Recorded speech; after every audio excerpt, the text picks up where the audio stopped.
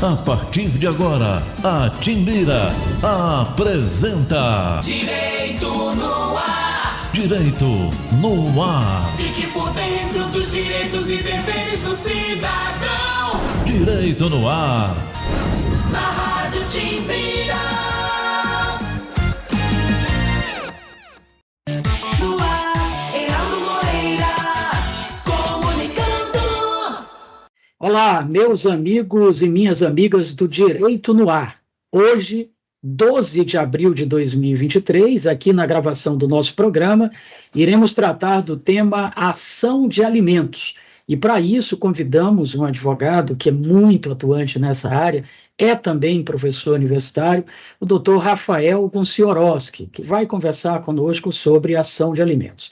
Destacamos que o programa Direito no Ar é fruto da parceria entre a Rádio Timbira, a Associação dos Magistrados do Maranhão e o Instituto Mérito. Doutor Rafael, muito boa tarde, seja muito bem-vindo ao Direito no Ar. O programa está sendo gravado hoje, quarta-feira à tarde, vai ser exibido no domingo pela manhã, com reprises ao longo da semana. E como é a sua primeira participação aqui no nosso Direito no Ar, e certamente será a primeira de muitas, tradicionalmente, nesse caso, quando o entrevistado aparece pela primeira vez aqui, a gente procura conhecer um pouco da pessoa do entrevistado antes de entrar no tema da entrevista. Então, a pergunta sempre é: por que a advocacia? Por que a docência, doutor Rafael? Professor Heraldo, primeiramente quero agradecer o convite de estar aqui com você, debatendo sobre um assunto tão importante. Você que é um grande comunicador do nosso estado e também um representante de muita competência para a comunidade acadêmica. Agradeço esse convite e sei que isso é muito importante para o conhecimento da comunidade acadêmica e para a comunidade, a sociedade de modo geral. Bom, eu sou apaixonado pelo direito, todas as áreas do direito me fascinam, especialmente a de família, porque é um ramo em que a gente pode ajudar o próximo, né? E a sociedade ela está precisando muito de ajuda, de alguém que ouça, né? Que cuide com carinho e não só pense apenas no lado monetário, ganhar dinheiro em cima de alguém. Todo trabalhador, todo profissional tem direito à sua remuneração, né? Pelo seu trabalho. Isso é até bíblico, né? A Bíblia diz que todo mundo tem o direito de receber pelo suor do seu trabalho. Mas a área de família, o direito em si, a gente pode ajudar muitas pessoas, né? E isso é importante demais. O mundo está precisando de profissionais que tenham esse viés. Maravilha. Bom, então agora a gente pode entrar propriamente no tema da conversa de hoje, que é a ação de alimentos. O amigo doutor Rafael poderia começar explicando para os nossos teleouvintes o que seria exatamente essa ação de alimentos, que muito se fala, muitos já viveram ou vivem essa situação, mas tecnicamente, o que seria mesmo a ação de alimentos, doutor Rafael? Heraldo, esse tema é de muita importância para a sociedade, porque muita gente tem dúvida, né, a respeito das entrelinhas do assunto em si. Então, assim, pode ser que não tenha, a gente, como profissional do direito, não tenha dúvida. O senhor, porque o senhor conhece, os outros advogados, mas a população em si tem muita dúvida. Bom, primeiramente, a gente precisa deixar bem claro que o direito de alimentos, ele não é só para filhos, né? As pessoas têm isso em mente. Muita gente me procura no meu escritório pensando que alimentos é apenas para os menores, né? O pai, já chega com essa justificativa, o pai, né? O pai, eles pensam que é apenas o pai que tem a obrigação. Não, mas o alimento, ele é cobrado de todos os parentes, né? Na sua devida proporção, ou seja, a avó tem direito de cobrar alimentos do neto, o neto tem direito de cobrar alimentos da avó, o filho tem, obviamente, direito de cobrar alimentos do pai, mas o pai também pode, mais tarde, cobrar alimentos do filho. Então, é recíproco, né? O Código Civil diz que isso é recíproco, lá no artigo 1694 em diante. Bom, mas a gente, nesse momento, vai se atrelar, para fechar um pouco mais o nosso assunto, sobre os menores, né? A relação entre genitor e genitora com os seus filhos, né? Por quê?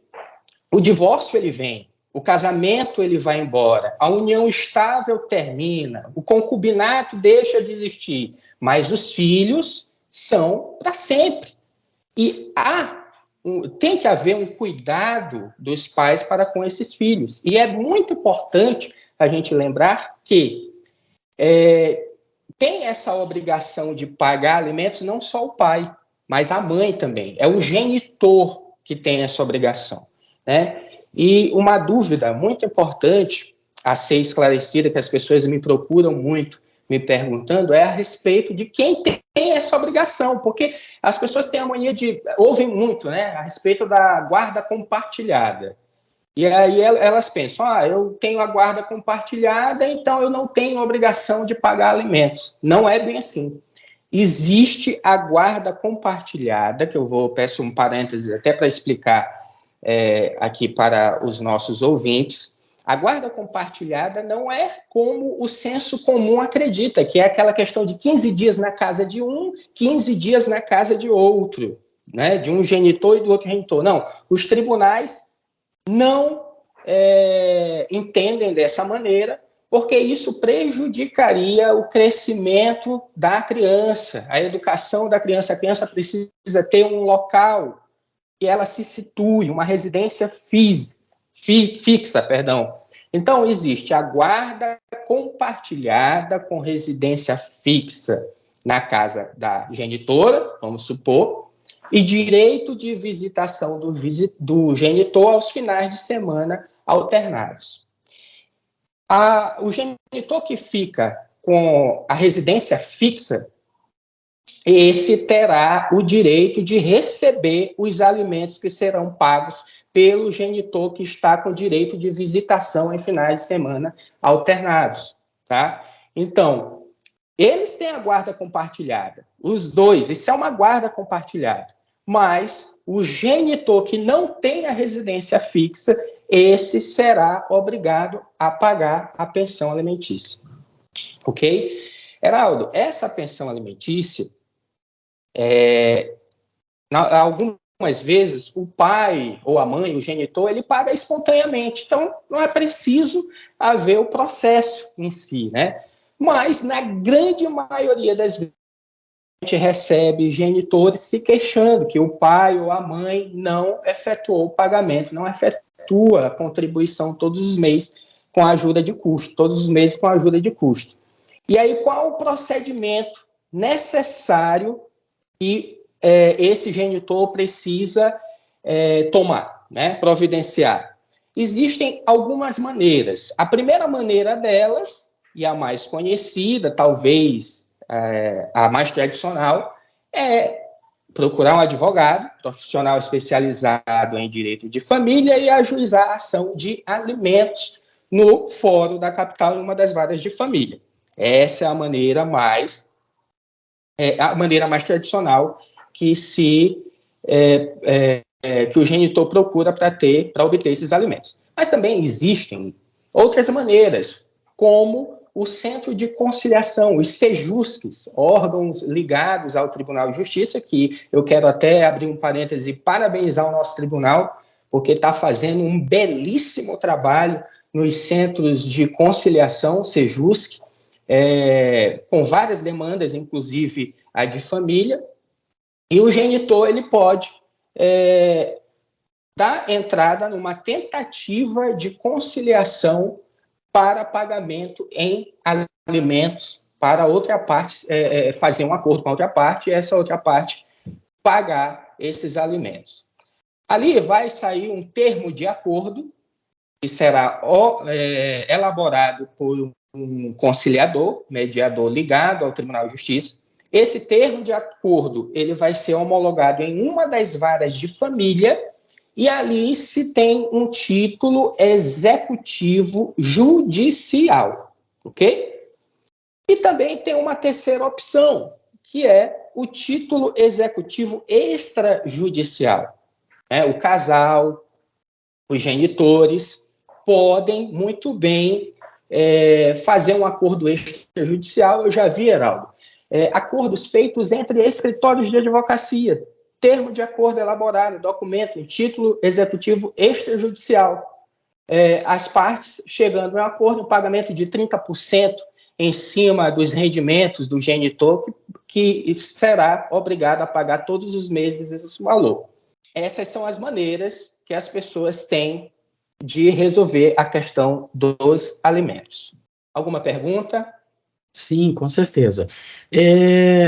Veja só, doutor Rafael, você falou sobre a guarda compartilhada, explicou, inclusive, que a guarda compartilhada não significa dizer que a criança, o filho, vai ficar X dias com o pai e outra quantidade de dias iguais com a mãe.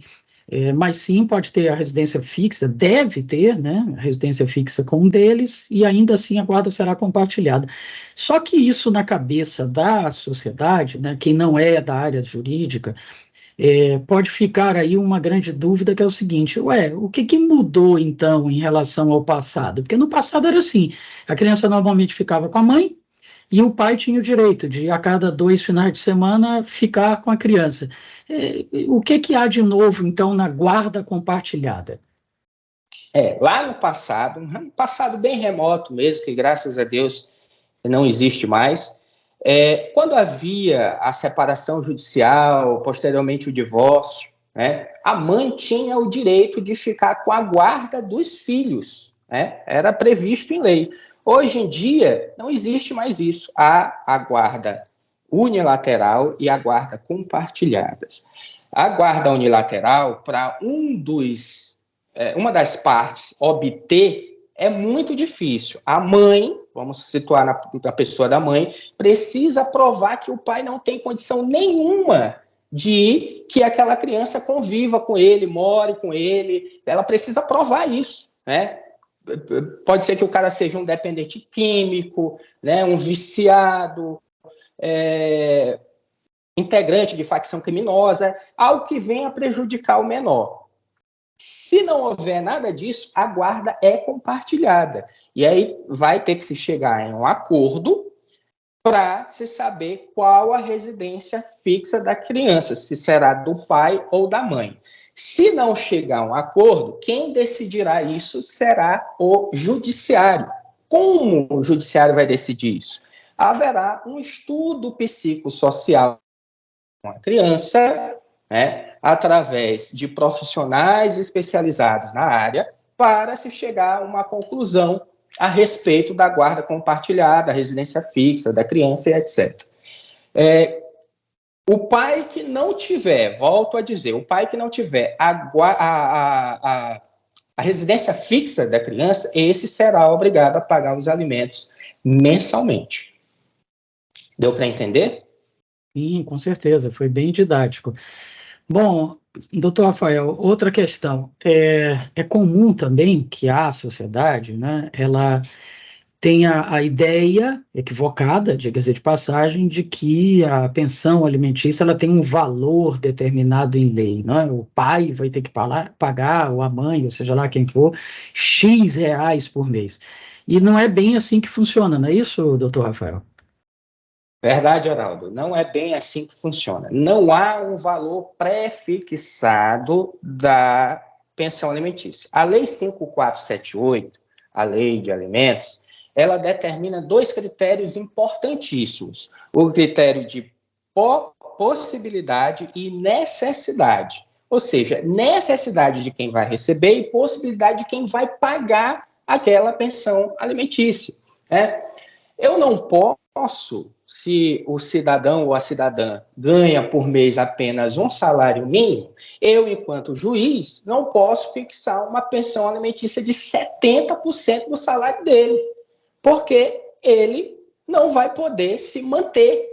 E aí eu falo sempre isso para os meus alunos em sala de aula, que quando a gente ouve esse critério de necessidade e possibilidade, precisa lembrar da balança, né? Ou seja, a balança ela não pode pender apenas para um lado, né? Prejudicando o outro. Ela precisa estar ali no nível em que ninguém pode enriquecer ilicitamente em cima do outro. E a necessidade daquela criança em receber aqueles alimentos. Às vezes, acontece muito de um dos genitores que tem a residência fixa, tem uma condição financeira maravilhosa, né? Ser milionário, muito rico, uma condição financeira boa. E o outro genitor, que é obrigado a pagar a pensão, pergunta, ele não será obrigado a pagar porque a outra parte tem uma condição financeira maravilhosa? Óbvio, ele será obrigado a pagar a pensão alimentícia, agora, dentro dos parâmetros do critério necessidade e possibilidade, na possibilidade dele de pagar o valor. Eu acabei de dizer que não há uma fixação, né, exata do valor, mas gira em torno de 25% do salário mínimo quando não se consegue verificar qual é a renda do genitor. Então, a pensão alimentícia ela é sempre deferida dessa seguinte: quando não há um vínculo empregatício, quando o cidadão é autônomo, né, quando ele está desempregado, se fixa em cima do salário mínimo, 25% do salário mínimo. Quando ele está empregado, se fixa a pensão 25, um exemplo apenas, 25% dos rendimentos dele, tá? Excluído imposto de renda e contribuições previdenciárias. Perfeito. Estamos conversando com o doutor Rafael Gonciorowski sobre a ação de alimentos e todos os temas que permeiam esse. Bom, doutor Rafael, esse binômio que o senhor tratou agora, necessidade e possibilidade, ele é de fato muito importante, não é? Porque é uma outra dúvida que certamente as pessoas devem lhe questionar.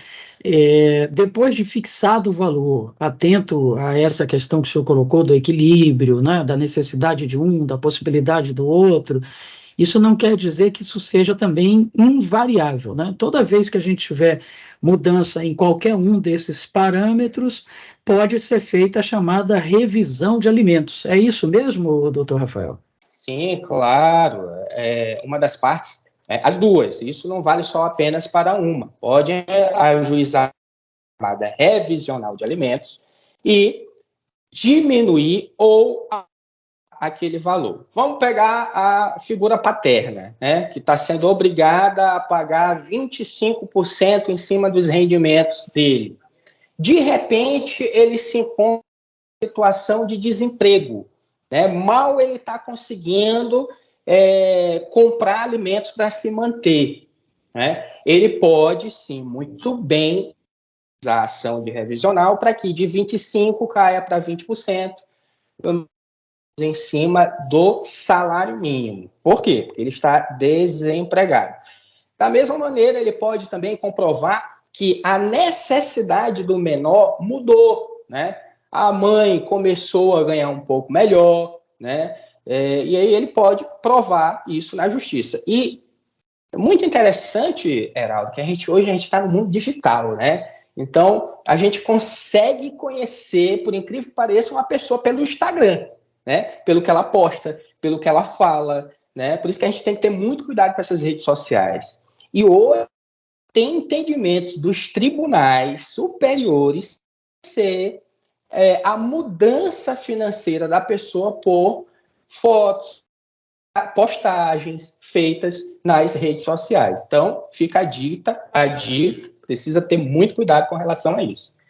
Muito bem. Bom, doutor Rafael, outra questão interessante que envolve aí esse tema dos alimentos. Uma possibilidade de dívida no direito brasileiro que pode gerar uma prisão, não é? Que é algo aparentemente estranho, não é? Porque o que tem a ver, né? Prisão com dívida e tal, mas é possível no direito brasileiro essa possibilidade. O senhor poderia falar melhor sobre isso?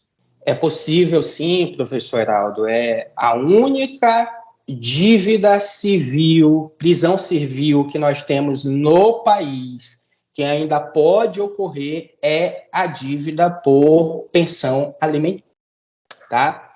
E aí, os clientes, eles têm muita dúvida com relação a isso, no meu escritório, quando procuram no de advocacia, eu trabalho numa assessoria gratuita, função análoga à assessoria pública, que a gente atende também muitos casos relacionados a este assunto. Mas vamos lá. Veja bem, ele pode entrar com as ações, né, distintas até. Cumprimento de sentença pelo rito da prisão e execução de alimentos pelo rito da penhora e o rito da prisão. Isso vale até para os nossos estudantes de direito que estão vindo agora, porque muitos deles fazem confusão com relação a isso, e até profissionais também já vi fazendo confusões acerca desse assunto. Ora, lá no início da nossa entrevista, eu falei de 3 possibilidades que o cliente pode acionar o requerido para efetuar o pagamento. A primeira delas foi indo até o Poder Judiciário através de um profissional chamado advogado, nas varas de família, ajuizando a ação.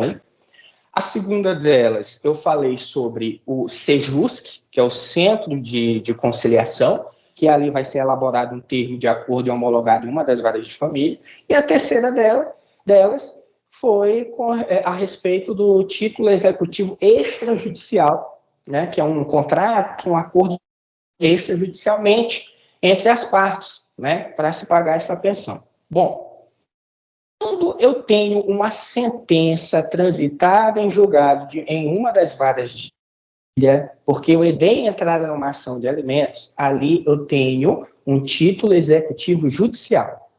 Da mesma maneira, quando eu tenho um acordo que foi homologado em uma das varas de família e feito em uma das audiências do Sejusc, aquele título, aquela sentença, aquele termo de acordo, ele vira um título executivo judicial. Aí, naquele título, tem a obrigação de pagamento do requerido em 20% em cima do salário mínimo mensalmente, né? Vamos supor que esse requerido deixe de cumprir essa sentença e esse título executivo judicial que foi homologado em uma das varas de família. O cliente, ele tem a opção de entrar com cumprimento de sentença pelo rito da penhora e pelo rito da prisão, que eu já vou explicar. Mas eu falei também em execução de alimentos. E aí a gente tem que ter cuidado, porque há uma grande diferença entre o cumprimento e a execução. A execução de alimentos, ela está prevista lá no artigo 911 do CPC, né? Vai ser com relação ao título executivo extrajudicial, um acordo feito extrajudicialmente. Volto a dizer, já vi alguns escritórios fazendo esses títulos executivos extrajudicial de pagamento de pensão alimentícia. Quando o cidadão ou a cidadã deixa de cumprir aquilo, a cliente ou o cliente pode entrar com a execução de alimentos. E aí estará previsto no artigo 911 e seguirá também o mesmo rito do artigo 528, parágrafo 2º em diante, né? E aí, Heraldo, desculpa se eu estou falando muito, mas é porque eu sou falador mesmo. Os clientes, eles têm uma dúvida enorme, né? Mas, doutor, eu pedi a prisão dele, é necessário vencer as 3 parcelas? Não é necessário. A partir do momento que o cidadão deixou de pagar uma parcela do que foi ajustado no termo de acordo, ou então na sentença, você já pode entrar com ajuizamento da ação de cumprimento de sentença ou de execução de e requerer a prisão dele, certo? Eu vou dar um exemplo. São as 3 últimas parcelas antes do ajuizamento da ação que cabem da prisão. Se eu ajuizo agora, nesse instante, hoje, no mês de abril, uma ação de cumprimento de sentença pelo rito da prisão, as parcelas dos meses de março, fevereiro e janeiro, essas 3 antes do ajuizamento da ação, serão pelo rito da prisão. As de dezembro, novembro, outubro, setembro, agosto e até onde foi a data da sentença, serão pelo rito da expropriação, ou seja, da penhora, lá no artigo 523 do CPC. Tá? Há também, novamente, uma grande diferença, que no cumprimento de sentença, ele será o executado estimado a fazer uma justificativa para, no prazo de 3 dias, efetuar o pagamento ou justificar porque não fez este pagamento. Tá? Se ele ficar inerte, se ele não tiver uma boa justificativa do porquê de não ter feito o pagamento, preso. Tá? E isso eu falo no cumprimento de sentença. Agora, com relação à execução de alimentos, ele vai ser intimado no prazo de 15 dias para oferecer embargos à execução. Vai seguir a mesma 528, só que a defesa dele vai ser embargo à execução de alimentos e no cumprimento de sentença vai ser uma justificativa do cumprimento de sentença. Deu para entender? Sim, perfeitamente. Mais uma vez foi muito didático. Bom, doutor Rafael, e aí, com relação a essa prisão por dívida de alimentos, 2 perguntas que podem ser feitas e o senhor fazer uma resposta única. A primeira, quanto tempo a pessoa pode ficar presa? E a segunda, ao ser presa, então ela não precisa mais pagar porque foi presa? A pessoa pode ser presa, né, de 3 meses em regime fechado, tá? Não pagou a pensão, o cliente entrou com a execução de alimentos ou um cumprimento, ele vai ser intimado para oferecer a justificativa, não ofereceu, no caso do cumprimento, vai ser preso de 1 a 3 meses no regime fechado. Importante mencionar, com relação à segunda pergunta, professor, que a prisão por alimentos, ela não é uma prisão, né? Lá no direito penal, nossos colegas aí criminalistas sabem muito bem, me corrijam se eu falar alguma bobagem, cometeu um ilícito, foi preso, cumpriu sua pena, pode sair tranquilamente da prisão, depois de cumprida a sua pena, tem até o direito ao esquecimento, né, daquele crime que fez, porque ele já pagou o que deveria pagar, que foi a pena, a prisão. Com relação aos alimentos, como é uma prisão civil oriunda de alimentos, é uma prisão coercitiva. O que é isso? Mesmo que ele vá para a prisão, mesmo que ele seja detido e não pague esses alimentos, a dívida continua lá do mesmo jeito que consome. Inclusive, ele pode vir a ser preso outras vezes pelas dívidas. Né? Então, as parcelas vincendas e vencidas, elas vão continuar sendo cobradas, porque a prisão não isenta ele do pagamento da pensão alimentícia. Perfeito. Doutor Rafael, a gente ainda teria muito mais coisas a perguntar, porque esse tema ele é realmente palpitante, né? E as dúvidas vão surgindo assim aos montes. Mas, como eu disse no início, a gente precisa vê-lo mais vezes aqui no Direito no Ar. Então, já fica o convite para um seu retorno breve, para tratar da continuidade desse tema ou de outros temas que queira tratar, nessa área de atendimento às pessoas mais necessitadas, que é o que normalmente o senhor faz aí no escritório escola onde atua. Mas hoje, em função da nossa limitação do tempo, a gente precisa encerrar a nossa entrevista. Então, eu quero mais uma vez lhe agradecer pela disponibilidade de conversar conosco e abro espaço agora para suas considerações finais. Professor Heraldo, muito obrigado pela iniciativa de me convidar para debater sobre esse assunto. Quero ser convidado outras vezes, tá? E não só para debater, procedimentos. Eu sou advogado de família, então família é extensão de assuntos importantes, divórcio, união estável, né? Tantos outros assuntos que precisam ser debatidos, tá? E é isso aí, eu peço que, se possível, as pessoas no Instagram, né, @RafaelGonciorowski, né, eu estarei lá para tirar dúvidas, né, das pessoas que estiverem me chamando. Eu também posto diariamente assuntos relacionados à família, divórcio, casamento, né, e outras áreas do direito. Muito obrigado e até mais. Nós que agradecemos ao Dr. Rafael Gonciorowski, advogado e professor universitário, que conversou conosco hoje sobre a ação de alimentos. E agora vamos acompanhar, para finalizar o Direito no Ar de hoje, mais um excelente programa Link CNJ. Um forte abraço e até a semana que vem. Olá, está no ar mais uma edição do Link CNJ. Aqui você acompanha assuntos da justiça que impactam o seu dia a dia em reportagens e conversas exclusivas com personalidades do mundo jurídico. E hoje vamos falar de inovação no judiciário. O Conselho Nacional de Justiça lançou uma pesquisa para mapear o cenário de inovação nos tribunais e subsidiar a elaboração do Plano Nacional de Inovação.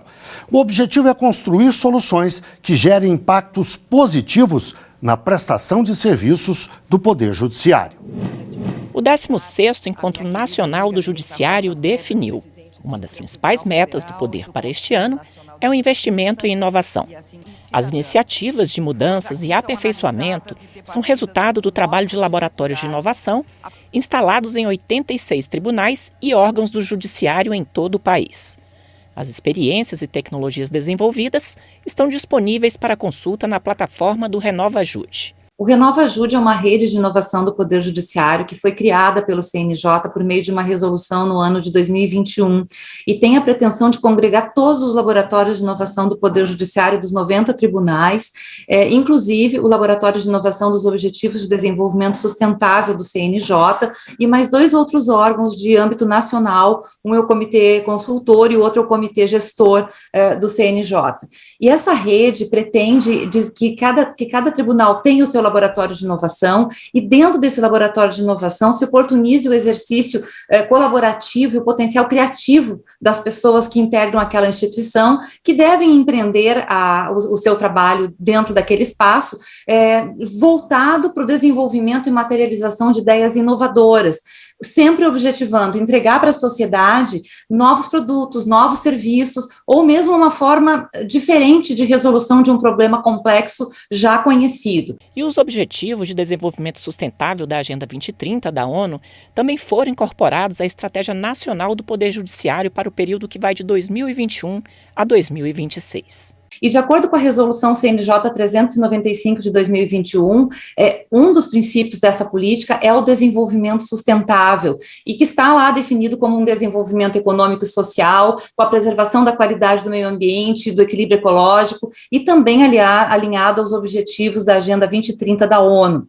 De outro lado, o Laboratório de Inovação de Desenvolvimento Sustentável do Conselho Nacional de Justiça é coordenado pela presidente da Comissão Permanente de Acompanhamento dos Objetivos da Agenda 2030, que, entre outras coisas, deve fazer o quê? Mapear todos os programas e projetos desenvolvidos pela rede de inovação do Poder Judiciário, inclusive ligados à pauta global da Agenda 2030. E abrir espaço também, é importante que se diga, para a participação cidadã na concepção de projetos. Então, nós trabalhamos assim com outras instituições parceiras dentro dessa rede, ou instituições que fazem parte do sistema de justiça, como Defensoria Pública, Ministério Público, ou mesmo entidades que têm interesse em fazer projetos conjuntos com o Poder Judiciário, como INSS e outras parcerias que nós já temos aí Brasil afora mapeadas. Para falar sobre o assunto, eu converso agora online com Lívia Marques Pérez, juíza auxiliar da presidência do CNJ e integrante do Comitê Gestor Nacional da Inovação do Poder Judiciário. Converso também com Hironobu Sano, doutor em Administração Pública e Governo pela Fundação Getúlio Vargas, pós-doutor pela London School of Economics and Political Science e professor da Universidade Federal do Rio Grande do Norte.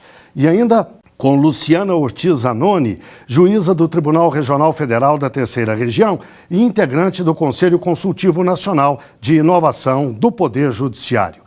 Muito obrigado a vocês três pela participação aqui no Link CNJ. Eu começo com uma pergunta para a doutora Lívia. Eu gostaria que a senhora nos dissesse o que significa exatamente inovação no Poder Judiciário.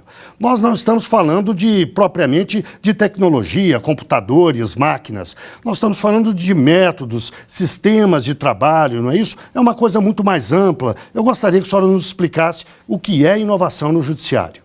Sim, inovação no Poder Judiciário é muito mais do que a inovação tecnológica, que teve um grande impulso no período de 2020 a 2022, no Conselho Nacional de Justiça. O que está se falando aqui é de uma mudanças que sejam impactantes na forma de se trabalhar no Poder Judiciário e que isso tenha um resultado efetivo na prestação jurisdicional, que é o nosso serviço. Então, a gente está tratando aqui de uma inovação no setor público, que hoje ela está amparada pela Resolução 395, que traz toda uma estratégia de atuação, estabelecendo também a forma, né, as premissas que devem basear essa inovação no Judiciário, e com uma estrutura também de governança. E essa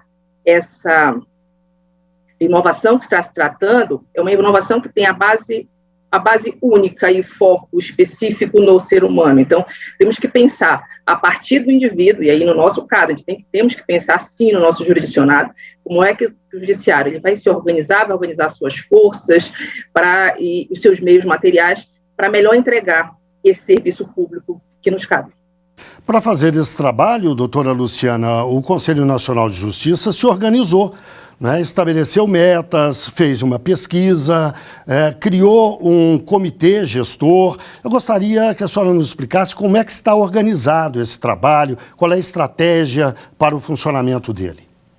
Quando se criou a rede RenovaJude, né, que é toda uma rede que visa integrar todos os tribunais nessa nova grande missão de pensar o serviço judiciário a partir de novos valores empáticos, de forma colaborativa, criou-se então a rede RenovaJude, e com isso toda essa estrutura de governança que mencionou a doutora Lívia, primeiro com a formação do comitê gestor, né, com juízes integrantes, servidores, e outros atores, a fim de que pudesse incentivar, né, toda essa conexão entre os tribunais. Também criou-se um espaço interinstitucional, que é o Conselho Consultivo, composto por pessoas de expressão na inovação, tanto do setor privado como da academia, e com isso, fazendo uma inovação aberta mesmo, abrindo-se para também o setor privado, um olhar para o judiciário, trazendo novas perspectivas e novas possibilidades. Doutor Hiro, como doutor em administração pública, eu gostaria que o senhor nos ajudasse a dimensionar a importância da inovação. Inovação é sempre necessária em qualquer setor da vida, seja da vida privada, seja da vida pública, mas eu gostaria que o senhor nos ajudasse a dimensionar a importância no judiciário. Sem dúvida, a inovação no setor público ela tem sido muito discutida nos últimos anos. Ela é fundamental para o setor público como um todo.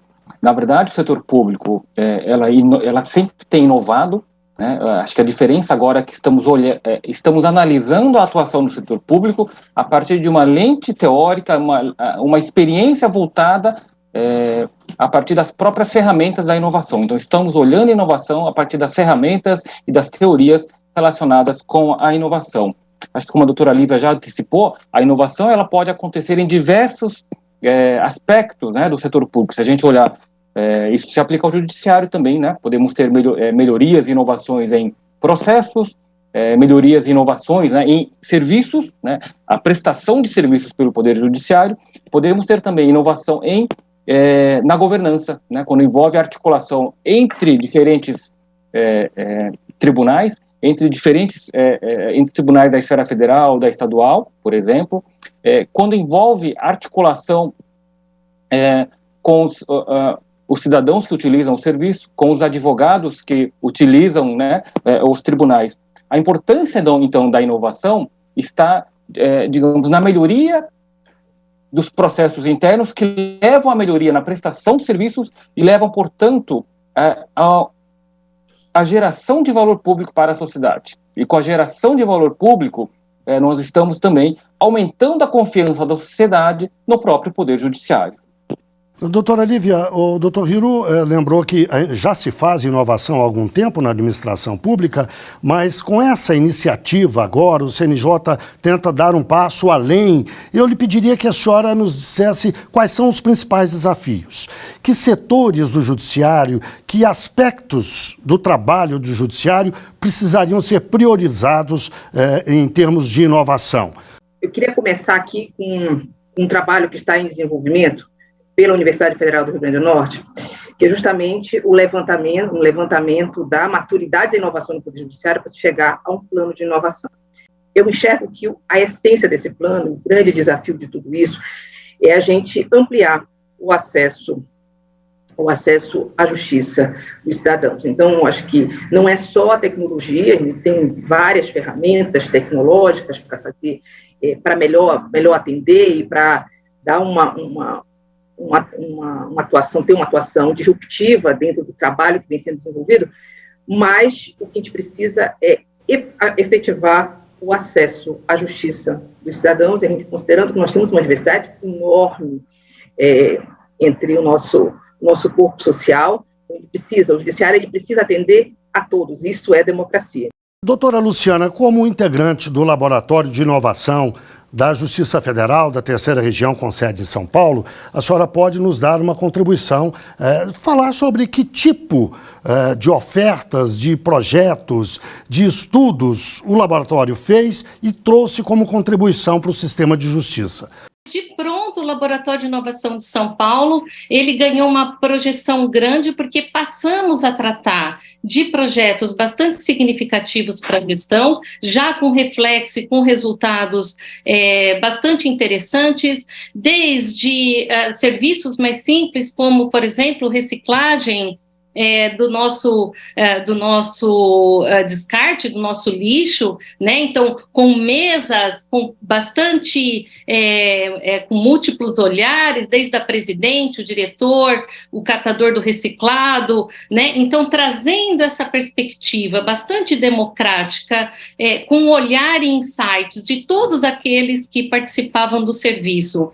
Inegavelmente, o resultado tinha que ser bom, porque você tem um olhar do que realmente está acontecendo no serviço público, naquele serviço específico que está sendo tratado no laboratório, e aí outros projetos foram sendo desenvolvidos, rapidamente já tivemos reflexos, inclusive em questões orçamentárias, e, sobretudo, o melhor resultado de todos eles. Nós criamos aqui na Terceira Região a perspectiva, o olhar da inovação. Acredito que até hoje o Laboratório de Inovação, de forma sucessiva nas gestões, ele foi ganhando impulso e apoio, e nós tivemos grandes projetos sendo desenvolvidos aqui e em colaboração também em nível nacional, contribuindo para que outros laboratórios, e isso nós sempre recebemos aqui com muito carinho, diversas delegações do Brasil inteiro,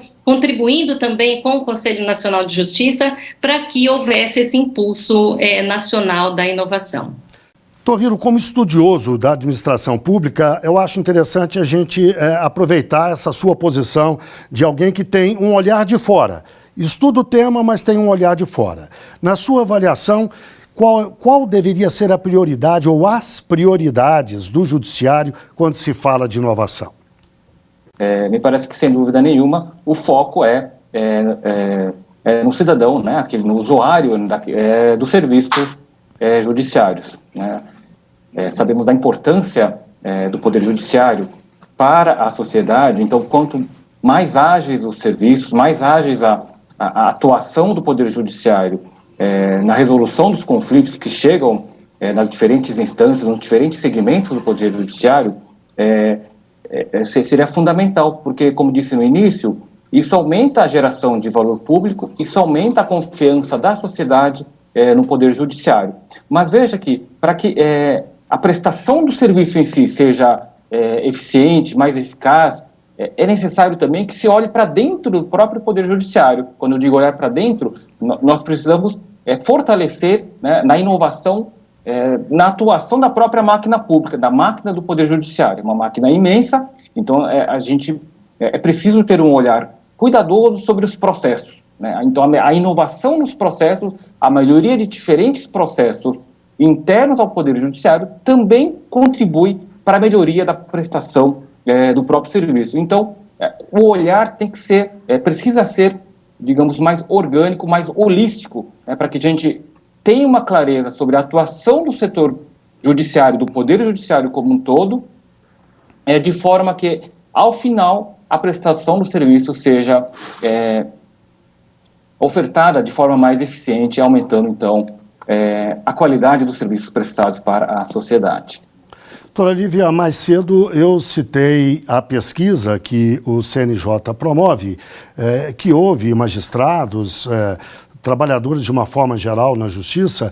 Como é que essa pesquisa vai ajudar na formulação do Plano Nacional de Inovação? A pesquisa, ela é para isso, é para se mapear o Poder Judiciário, diversos órgãos, né, que o compõem, e a gente enxergar, tentar um diagnóstico da inovação como um todo. Como o professor Hiro coloca, a gente precisa ter um olhar holístico. O Poder Judiciário não dá para a gente se firmar apenas em alguns pontos, alguns focos de atuação. Então, a pesquisa, a finalidade da pesquisa é essa, e ela vai servir de subsídio para o Plano Nacional de Inovação, que vamos contar. O CNJ também vai contar com a colaboração da Universidade Federal do Rio Grande do Norte para apresentar essa proposta. Então, é a academia se juntando ao Poder Judiciário, para a gente chegar no melhor formato, que eu acho que todos queremos, quem está dentro do Poder Judiciário, servidores, magistrados, e também a sociedade, a gente quer que o nosso serviço seja uma melhor qualidade. Então, como é que a gente consegue implementar isso? Primeiro, assim, precisamos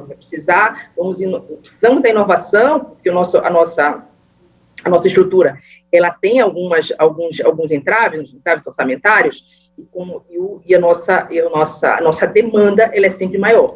Então, como é que a gente consegue, hoje, no quadro que nós temos, uma mesma estrutura, prestar um melhor serviço? Então, nessa perspectiva, a gente vai ter que repensar os nossos processos. Então, nessa visão de estruturação, de sistematização, entra a pesquisa, que ela vai, a partir desse diagnóstico, ela vem subsidiar esse plano, que é um dos produtos que a Universidade Federal do Rio Grande do Norte vai entregar para o Conselho Nacional de Justiça. Doutor Hiro, a doutora Lívia nos informa que o senhor coordena a pesquisa que vai subsidiar o Plano Nacional de Inovação. Que aspectos da questão da inovação no judiciário estão sendo abordados na pesquisa e que vão ajudar a subsidiar o trabalho? Esta é uma pesquisa, né, um diagnóstico de grande envergadura.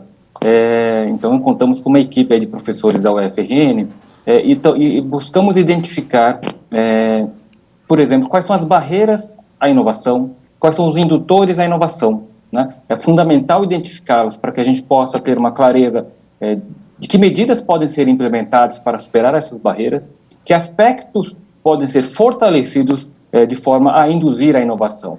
Então, acho que esse é um aspecto fundamental dessa pesquisa. Outro ponto interessante, né, quando a gente está falando de maturidade da inovação, de tendência à inovação no Poder Judiciário, diz respeito ao alinhamento entre a perspectiva da alta gestão, da direção dos tribunais e os seus servidores. Então, a gente está ainda, digamos, numa etapa intermediária do diagnóstico da pesquisa, mas já temos resultados interessantes. E seria exatamente, já é possível perceber um alinhamento entre a perspectiva tanto dos servidores quanto da alta gestão do Poder Judiciário. Doutora Luciana, um programa como esse não funcionaria se não tivesse o envolvimento de todos os tribunais. A senhora diria que o envolvimento é suficiente ou precisaria ser melhor trabalhado? É claro que nós temos graus de maturidade em relação à inovação diversos em relação aos diversos tribunais do país e segmentos de justiça. Mas, inegavelmente, hoje nós temos um ambiente propício para que, e consolidado com bases fortes, né? Afinal de contas, nós temos hoje, dentro do Poder Judiciário, um corpo técnico de laboratoristas, de pessoas capacitadas para fazer com que essa inovação ela se espraie cada vez mais, mas nós precisamos cada vez mais progredir.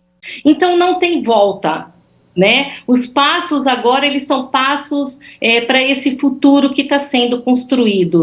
Afinal de contas, nós temos importantes políticas que já foram desenvolvidas a partir de metodologias de inovação, como foi a Resolução 425, que cuidou da política judiciária de atenção às pessoas em situação de rua. Ela foi construída desde o grupo de trabalho, desde a proposta de resolução, a partir dessas metodologias, de uma forma democrática, empática, ouvindo todos os atores, movimentos sociais, defensores públicos, Conselho Nacional de Direitos Humanos, enfim, abrindo efetivamente na construção dessa política esses múltiplos olhares.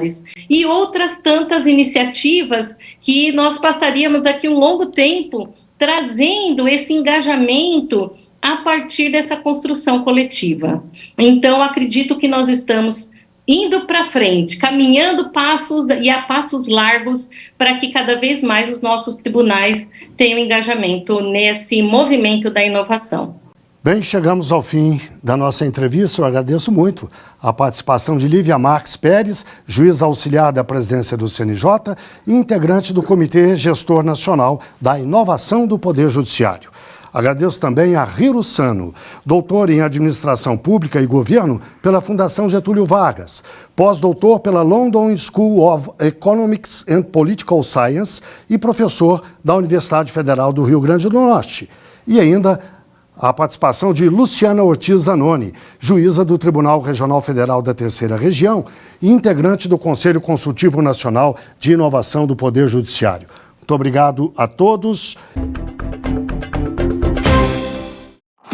Você acabou de acompanhar mais uma atração da Timbira AM. Direito no ar. A primeira do Maranhão. Timbira.